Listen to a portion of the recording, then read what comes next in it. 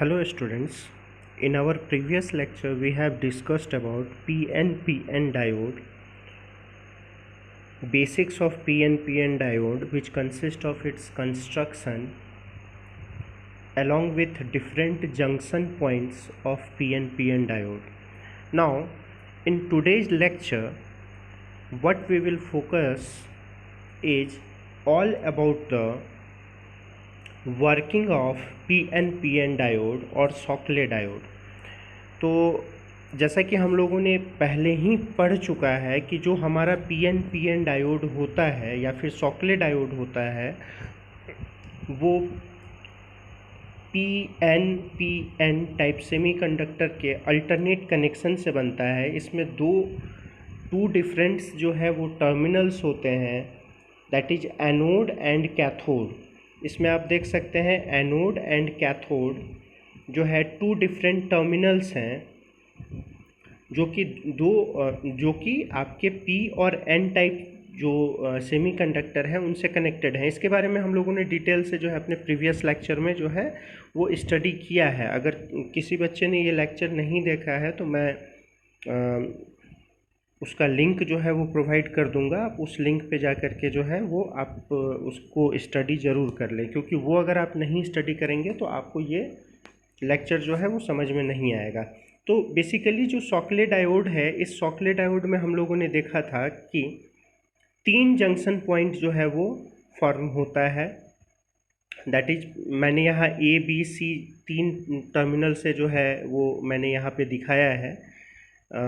आप यहाँ पे अगर ध्यान से देखें तो पहला जो आपका जंक्शन है दैट इज P1 और N1 के बीच में है, दूसरा जो है N1 और P2 के बीच में है, अगेन थर्ड जंक्शन जो है P2 और N2 के बीच में है।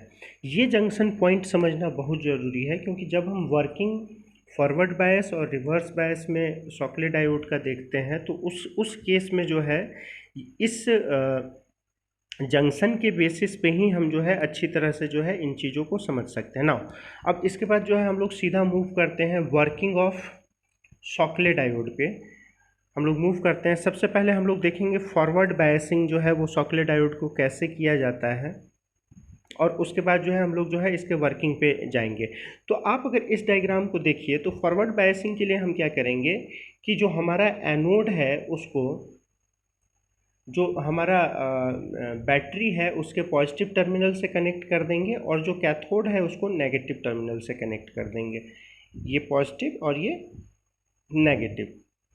अब ध्यान से देखिए, जो ये पी टाइप सेमीकंडक्टर है, इस पी टाइप सेमीकंडक्टर में बैटरी का पॉजिटिव टर्मिनल कनेक्टेड है। अगेन नीचे वाला जो एन टाइप जो कैथोड का है वहाँ पर जो है वो नेगेटिव टर्मिनल से ये कनेक्टेड है। इसका मतलब ये हुआ कि ये ऊपर वाला जो टर्मिनल है, ये ऊपर वाला जो टर्मिनल जो सेमीकंडक्टर से मिल रहा है पी टाइप, ये आपका फॉरवर्ड बायस में आ जाएगा, और ये नीचे वाला जो एन टाइप जो कि बैटरी के नेगेटिव टर्मिनल से कनेक्टेड है, और ये जो आपका जंक्शन सी है यानी जंक्शन ए और जंक्शन सी, ये जो 2 जंक्शन होगा ये फॉरवर्ड बायस में हो जाएगा। ये भी अगेन फॉरवर्ड बायस में ए और सी की मैं बात कर रहा हूँ। लेकिन एट द सेम टाइम आप अगर N1 देखिए और P2 देखिए तो N1 पर जो सप्लाई आ रहा था, N1 पे जो सप्लाई आ रहा था वो पॉजिटिव, और जो नीचे से P2 पे जो सप्लाई जा रहा था वो नेगेटिव। मतलब कहीं ना कहीं जो ये टर्मिनल है, जो ये आपका जंक्शन है, जंक्शन बी, ये जो है आपका रिवर्स बायस में हो जाएगा। मैं एक बार फिर से आपको जो है इस डायग्राम में अच्छे से क्लियरली बता रहा हूँ। आप ध्यान से इस डायग्राम को देखिए, आपको बहुत अच्छे से समझ में आ जाएगा। आप अगर ध्यान से देखें तो यहाँ पर जो है जो आपका एनोड है और ये कैथोड है, ये एनोड और कैथोड जो है बैटरी के नेगेटिव टर्मिनल से कनेक्टेड है, और एनोड जो है वो बैटरी के पॉजिटिव टर्मिनल से कनेक्टेड है। आपको पता है कि अगर पी टाइप सेमीकंडक्टर में पॉजिटिव सप्लाई होता है तो वो फॉरवर्ड बायस हो जाता है। अगेन एन टाइप में भी अगर नेगेटिव सप्लाई हम करते हैं तो that is the case of forward bias, वो फॉरवर्ड बायस का ही केस है। यानी यहाँ से जो पॉजिटिव सप्लाई है वो पी टाइप सेमीकंडक्टर में गया, यहाँ से जो नेगेटिव सप्लाई है वो एन टाइप सेमीकंडक्टर में गया। इसका मतलब ये है कि ये पी और ये एन, इस दोनों के बीच में जो पी एन जंक्शन होगा यानी हम इसको नाम दे देते हैं स्मॉल ए, स्मॉल बी, स्मॉल सी।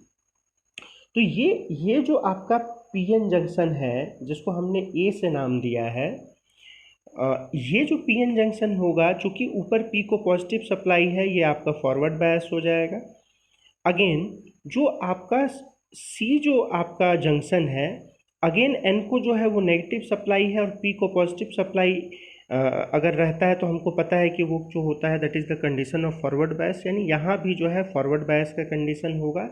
लेकिन जो हमारा पार्ट होगा मिडिल वाला, जो बी वाला पार्ट है, इस पार्ट में आप अगर देखिए तो एन में ऊपर से पॉजिटिव सप्लाई और पी में जो है वो नेगेटिव सप्लाई नीचे से। तो इस केस में जो है ये वाला जो पार्ट होगा ये जो है आपका रिवर्स बायस के कंडीशन में आ जाएगा। हमको पता है कि फॉरवर्ड बायस में जो डिप्लीशन लेयर होता है दैट इज़ थिन, वो डिप्लीशन लेयर पतला होता है, और रिवर्स बायस में जो डिप्लीशन लेयर होता है दैट इज़ थिक, वो मोटा होता है। अब इस केस में आप देखिए जो ये दो, जो हमारा इलेक्ट्रॉन है या फिर जो हमारा होल है, उसको इस दो जंक्शन स्मॉल ए और स्मॉल सी जंक्शन जो है इसको क्रॉस करने में बहुत ज़्यादा खास परेशानी नहीं होगा, वो आराम से ये दो जंक्शन जो है वो क्रॉस कर सकता है। लेकिन जैसे ही जो है इलेक्ट्रॉन क्रॉस करके जो है बी के पास आएगा, जो हमारा जंक्शन बी है, इस जंक्शन बी के पास आएगा, तो रिवर्स बायस चूँकि है और रिवर्स बायस में हमारा डिप्लीशन लेयर जो है वो मोटा होता है, तो यहाँ पर जो है ये डिप्लीशन लेयर जो है फ्लो में जो है वो क्या करेगा, ऑब्स्टेकल क्रिएट करेगा और इलेक्ट्रॉन को फ्लो होने नहीं देगा।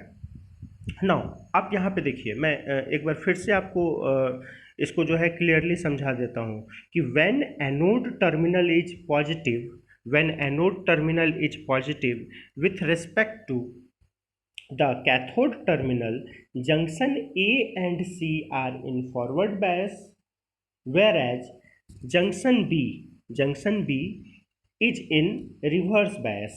अब इस केस में क्या होगा, इस केस में बहुत थोड़ा सा करंट जो है, चूंकि डिप्लीशन लेयर बहुत मोटा है, तो इस केस में जो है जंक्शन पे जो प्रोसेस ऑफ रिकॉम्बिनेशन होगा इसके कारण जो है बहुत थोड़ा सा करंट जो है वो फ्लो करेगा, और इस करंट को हम कहेंगे लीकेज करंट। लीकेज करंट का वैल्यू बहुत स्मॉल होगा, ऐसा नहीं कि बहुत ज़्यादा होगा। लीकेज जो करंट होगा it's value is very small. लेकिन देखिए हमारा मकसद लीकेज करंट तो है नहीं, हमारा मकसद है कि हम इस जो हमारा ये शॉकले डायोड है, इस डायोड को हम जो है वर्किंग पोजीशन में लाएं, इसको ऑन करें। तो इस केस में हम क्या करेंगे, इस केस में हमारे पास जो है एक ही ऑप्शन है, वो ऑप्शन क्या है कि हम इसका जो बैरियर पोटेंशियल है, इस बैरियर पोटेंशियल को क्रैक करें। हमारा मकसद होगा कि ये जो मोटा सा डिप्लीशन लेयर यहाँ पे बना हुआ है, इस डिप्लीशन लेयर को हम किसी तरह से जो है वो ब्रेक करें। तो अब डिप्लीशन लेयर को हम ब्रेक कैसे कर सकते हैं, तो इसमें हम क्या करेंगे, जो हमारा फॉरवर्ड वोल्टेज है, जो हमारा यहाँ पर जो सोर्स कनेक्टेड है, इस सोर्स से जो है जो हमारा फॉरवर्ड वोल्टेज होगा, उस फॉरवर्ड वोल्टेज के वैल्यू को हम इंक्रीज करेंगे। देखिए एक चीज़ बहुत अच्छे से समझ लीजिए, बिना इंक्रीज किए हुए जो करंट फ्लो कर रहा है that is called leakage current, उसको हम लोग जो है लीकेज करंट कह रहे हैं। लेकिन जैसे ही हमने क्या किया, हमने जैसे ही जो हमारा वोल्टेज है, फॉरवर्ड वोल्टेज है, उसको हम जैसे ही एक सर्टेन लिमिट से इंक्रीज करेंगे, तो ये जो आपका रिवर्स बायस है, ये रिवर्स बायस जो है इस केस में ब्रेक होगा। जिस वोल्टेज पर जो है हमारा रिवर्स बायस जो जंक्शन बी है ये ब्रेक करेगा, हम उस वोल्टेज को कहेंगे break over voltage, that is called VBO। उसको हम नाम देंगे ब्रेक ओवर वोल्टेज। VBO से हम इसको डिनोट करेंगे, VBO से हम इसको डिनोट करेंगे। यानी VBO क्या है? VBO वह वोल्टेज है जिस पर यह रिवर्स बायस जो है वो ब्रेक हुआ, जो जंक्शन था उसका रिवर्स बायस जो है ब्रेक हुआ, और हमारा जो करंट था वो पूरी तरह से फ्लो होना शुरू कर दिया। यानी VBO का काम क्या है? VBO वह वोल्टेज सप्लाई है, फॉरवर्ड वोल्टेज सप्लाई है, जिस पर जो है हमारा जो सेंट्रल जंक्शन पॉइंट था, दैट इज जंक्शन B, वो कंडक्शन स्टेट में, वो जैसे ही ब्रेक हुआ वो कंडक्शन स्टेट में आया। देखिए ये 2 पॉइंट जो है ये बहुत इंपॉर्टेंट होगा जब हम लोग VI कैरेक्टरिस्टिक इसका ड्रॉ करेंगे। तो इस कारण जो है आप इसको बहुत ही सावधानी से इन चीज़ को समझ लीजिए। लीकेज करंट है वो करंट, वो स्मॉल अमाउंट ऑफ करंट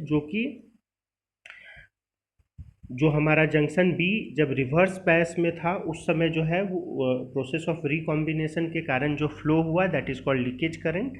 लेकिन as we increase the forward voltage, जैसे ही हमने फॉरवर्ड वोल्टेज को इंक्रीज किया, it reaches to a certain limit at which junction B break down, and this voltage is called break over voltage, which is denoted by VBO. Okay, which is denoted by VBO. When forward voltage is beyond VBO, then only our Shockley diode conducts. ठीक है, जैसे ही VBO से उसका value ज़्यादा होगा तभी जो है हमारा शॉकले डायोड जो है वो कंडक्शन स्टेट में आएगा, वो ऑन स्टेट में आएगा। होपिंग कि ये वर्किंग आपको समझ में आ गया होगा। हम अब सीधा आपको जो है ले चलते हैं जो हमारा फॉरवर्ड बायस है इसके VI कैरेक्टरिस्टिक पे। क्योंकि एक बार हम लोग फॉरवर्ड बायस पढ़ते हैं और तुरंत इसका VI कैरेक्टरिस्टिक देख लेते हैं तो आपको ये चीज़ बहुत अच्छे से समझ में आएगी। तो